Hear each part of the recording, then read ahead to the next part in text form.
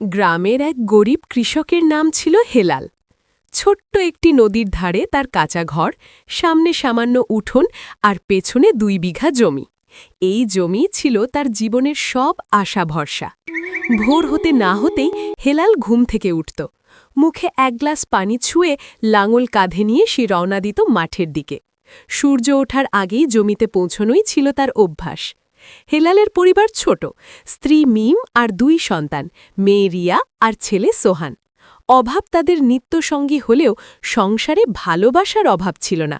মিম প্রতিদিন সামান্য চাল ডাল জোগাড় করে রান্না করত। অনেক দিন শুধু লবণ আর ভাত খেয়েই তারা দিন কাটিয়েছে, তবু কেউ কারো মুখে অভিযোগ শোনেনি। 1 বছর খরার কবলে পড়ল গ্রাম। আকাশে মেঘ দেখা গেলেও বৃষ্টি নামল না। হেলালের জমির ধান শুকিয়ে যেতে লাগল। প্রতিদিন মাঠে দাঁড়িয়ে সে আকাশের দিকে তাকিয়ে থাকত, যদি একটু বৃষ্টি আসে। গ্রামের অনেক কৃষক তখন শহরে কাজের খোঁজে চলে গেল, কিন্তু হেলাল জমি ছেড়ে যেতে পারল না। তার বিশ্বাস ছিল মাটি কখনো বিশ্বাসঘাতকতা করে না। খরার মাঝেই একদিন হঠাৎ ঝড় বৃষ্টি নামল।